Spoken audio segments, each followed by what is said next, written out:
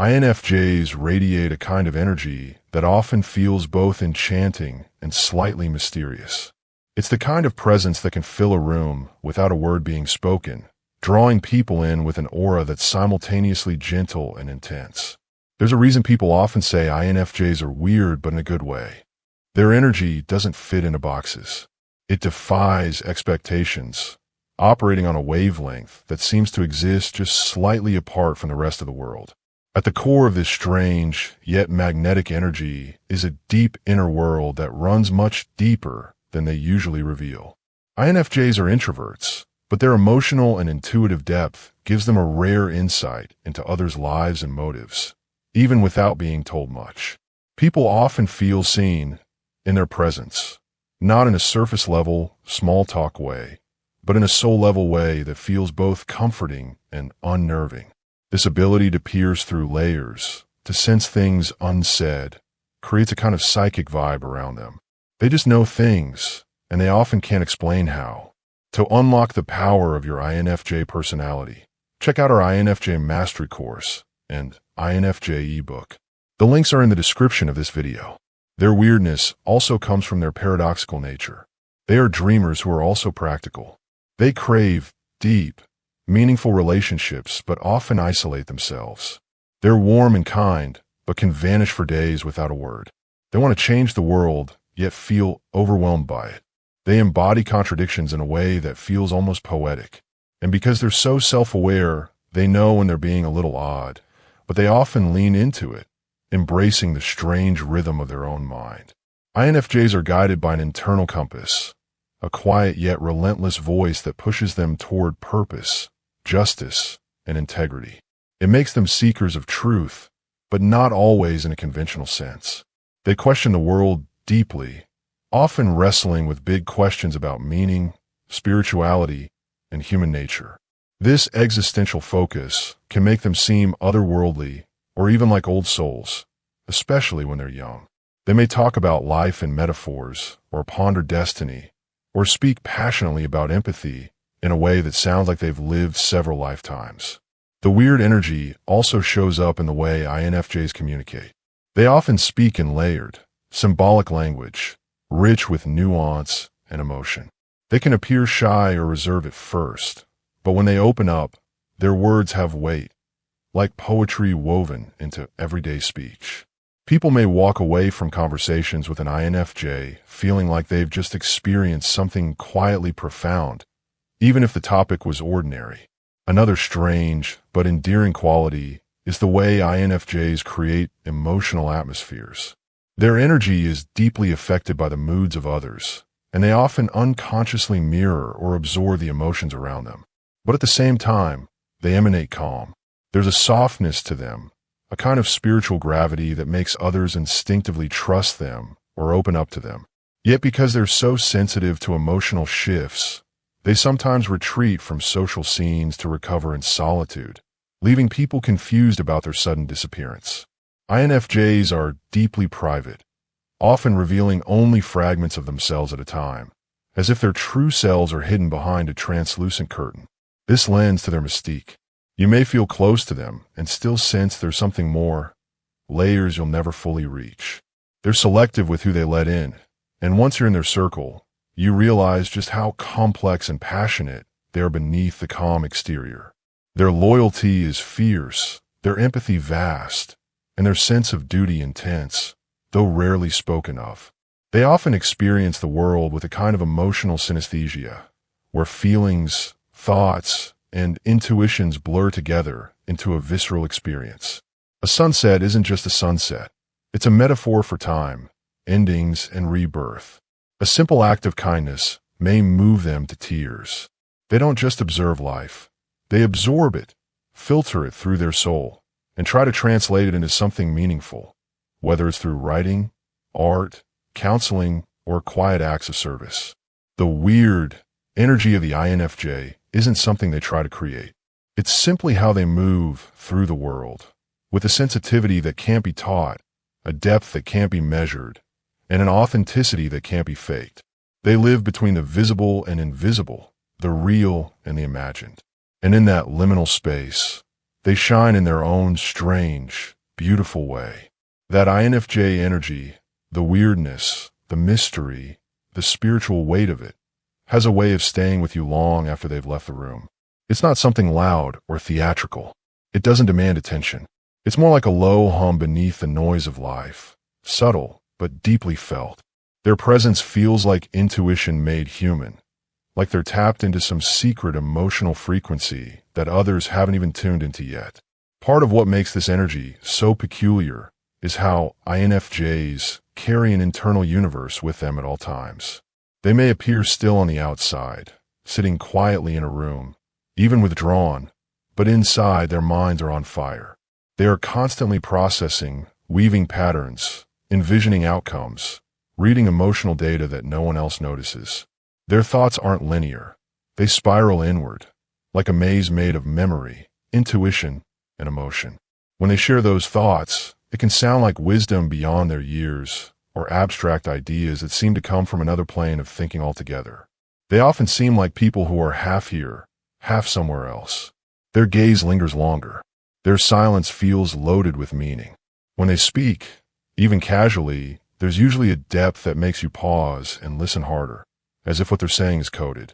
There's a poetic rhythm to their thinking, a sense that they don't just experience life. They interpret it through layers, filters, symbolism, and emotion. And they expect others to meet them there, though they rarely say it out loud. People often describe INFJs as being hard to get close to, and that's not entirely wrong. They long for deep connection, yet fear it at the same time. Their hearts are wide open, but heavily guarded. They trust their gut more than they trust the surface of what people say or do. And that makes their relationships feel like puzzles, carefully unlocked over time, through shared truth, through vulnerability. They don't just want companionship. They want soul bonding. They want to feel understood, which is ironic, because INFJs often feel chronically misunderstood. They live with a sort of emotional intensity that they try to mask in everyday life. It's not the dramatic kind. It's the quiet, aching kind. The kind that notices everything, feels too much, and still smiles. The kind that can sense someone's sadness before the person has even spoken. This is part of why people are drawn to them. They carry a healing energy. Without trying, they hold emotional space for others. They feel like a sanctuary. Yet few realize how draining this is, how often INFJs sacrifice their own comfort to give others peace. Their weirdness also lies in their love of solitude, not in a cold, disconnected way, but in a sacred, almost romantic way. Solitude for an INFJ isn't loneliness, it's recalibration. It's where they find clarity, recover their energy, and commune with their inner world. They can go days or weeks diving into books, ideas, art, or silent reflection. They're not hiding, they're restoring. But to those who don't understand this rhythm, the INFJ can come across as distant, aloof, or emotionally unpredictable. Then there's their relationship with time. INFJs are often both stuck in the past and dreaming about the future. The present moment feels slippery to them, like they're never fully grounded in the now. They carry past wounds and lessons like sacred scrolls, and they stare at the horizon, trying to foresee what's coming. This makes them incredible planners, visionaries, and advisors, but also means they carry a lot of mental and emotional weight, always forecasting, always analyzing. Creatively, they have bursts of brilliance that seem to come out of nowhere. They might be quiet for weeks, then produce something so emotionally rich or intellectually profound that it stuns everyone. They are often their own harshest critics, constantly refining and doubting, yet capable of artistry that touches people on a visceral level. Their creative energy is mystical. It emerges from silence, emotion, and intuition, not ego or flash. Spiritually, INFJs often feel connected to something greater, though they may not always name it. Whether it's a religious belief, universal love, or simply a sense of purpose, there's often a moral and spiritual compass at the center of their decisions. They move through life trying to do what feels right, not what looks right. And when they go against that internal compass, they feel it deeply. It can shake them for days. Their weirdness is, in part, a byproduct of living in a world that often rewards the opposite of who they are. speed over depth, noise over stillness, appearance over truth. There's something about the INFJ energy that feels ancient, as though it's been here before. Even in their youth, INFJs often give off the sense that they've seen too much, felt too much, or dreamed too deeply to belong to any one age or place. They don't just exist in the world. They witness it, almost like an observer walking quietly through a noisy crowd, absorbing stories, decoding emotions, internalizing everything. And because of this, their presence carries a kind of depth that's both magnetic and unsettling. Their weird energy is partly born from this quiet intensity. It's not loud. It's not theatrical. It's more like walking into a dimly lit room filled with warmth, incense, and memory. It's the soft echo of something you can't quite name but feel with absolute certainty. People often find themselves opening up to INFJs without understanding why, spilling secrets they hadn't even admitted to themselves. This is because INFJs emit emotional safety. They don't judge quickly, and they listen with more than their ears. They listen with their whole presence. But the same intensity that draws people and can leave the INFJ drained and lost. Because they often take on the emotional residue of others. They find themselves carrying pain that isn't theirs, burdens they didn't ask for. And they rarely complain about it. They disappear instead. They cocoon. They go off to heal, to process, to find balance in the silence. People mistake this for moodiness or aloofness, but really, it's just how an INFJ survives in a world that constantly pulls at their inner world. The weird energy is also seen in the way INFJs move between logic and intuition as if there's no separation. They can break down an emotional experience with psychological precision and then pivot into an instinctive knowing that defies explanation. Their decisions might look random to others, but they're often guided by months of unseen internal debate, dreams, signs, feelings, patterns. INFJs don't operate from the surface. They move from underneath, from that place where truth feels like a whisper in the gut. INFJs are not the kind of weird that screams for attention. They're the kind of weird that you notice days later. The words they said echo. The look in their eyes haunts you. The way they showed up for you, quietly, without needing credit, stays etched in your memory. They don't want to be the center of the room. They want to be the person who changed your life without you realizing it until much later. Their weirdness is laced with contradictions. They are sentimental and yet minimalistic. They hold on to handwritten notes and old songs, yet they can let go of people the moment trust is broken. They want intimacy, but demand emotional clarity. They long for companionship, but guard their solitude like it's sacred. They can be social and charming in short bursts, but too much noise short-circuits them. They love deeply, but if you betray them, you'll never find your way back to their heart the same way. Time with an INFJ often feels like slipping into another realm. Conversations go from jokes to existential philosophy in seconds. Their homes feel like sanctuaries. Their silence feels alive. Even their body language tells stories. The way they pause before answering, the way they observe a room before speaking, the way they carry invisible battles behind a kind smile. INFJs are rare not because they're better, but because they're built to feel and to know in a world that often values the opposite.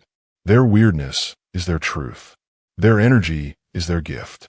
And for those who take the time to truly see them, not just the soft voice or quiet demeanor, but the galaxy beneath, they become unforgettable. INFJs are emotional alchemists. What others dismiss as just a feeling, the INFJ treats like a sacred clue. A brief glance, a change in tone, a silence that lingers a beat too long. These things don't go unnoticed. They get stored, examined, felt. Their emotional radar is so attuned that they often feel what someone else is going through before that person fully realizes it. This can make INFJs seem eerie or too deep, because they often bring up truths others are trying to avoid. But they don't do it to pry or control. They do it because they can't not see it. Their empathy is not performative. It's instinctual, inconvenient, and often exhausting. Yet despite being so tuned into others, INFJs carry an almost unbearable sense of loneliness. Not because they're unloved, in fact, many people adore them, but because very few truly understand them. They are constantly observing the world through a stained glass lens of meaning and emotion, while others often seem to just skim the surface. And this depth, while beautiful, is isolating. They might be surrounded by friends and still feel profoundly alone, not because people aren't present, but because no one is really meeting them where they are. This loneliness is part of their mystique. INFJs wear it quietly, like a soft coat over their spirit. You see it in their eyes, that faraway look that says they're somewhere else entirely. You feel it in their conversations, how they listen like they're absorbing your whole essence. And you notice it in the way they drift, in and out of people's lives, never quite staying in one place too long, always following some inner compass that points toward meaning, healing, or growth. Even their love is strange. INFJs don't love with half measures. They fall deeply, sacrificially, sometimes even painfully, but they love more with their spirit than their flesh. It's not about possession or performance. It's about soul recognition, that moment when someone resonates with a quiet song they've been humming internally for years. And when they find that, it's sacred. But if the other person proves shallow, dishonest, or emotionally lazy, INFJs will walk away, quietly, firmly, finally. No drama, no explosions, just a disappearance, like mist evaporating at dawn. This ability to vanish is part of their weird energy too. INFJs can be everything to you one moment, comforting, wise, present, and then gone the next. Not because they don't care, but because they care too much. They need space to heal from the emotional overexposure, to return to themselves. And when they do return, it's usually with a deeper understanding, a fresh insight, or a quiet apology you didn't expect. One of the most beautiful things about the INFJ energy is how timeless it feels. You can meet an INFJ today and feel like you've known them forever. Their presence can feel like déjà vu, a whisper from another lifetime. They move slowly, intentionally, almost reverently. And in a world that spins too fast, they remind people to breathe, to feel, to remember what matters. Their weirdness is not a flaw. It's their signature. To encounter an INFJ is to brush against something rare, a living contradiction of softness and steel, of logic and mysticism, of melancholy and hope. They are the poets of the soul, the old spirits in modern skin, the quiet revolutionaries changing the world not through noise, but through depth. Their weird energy isn't just something to admire, it's something to protect. To unlock the power of your INFJ personality, check out our INFJ Mastery course and INFJ ebook. The links are in the description of this video.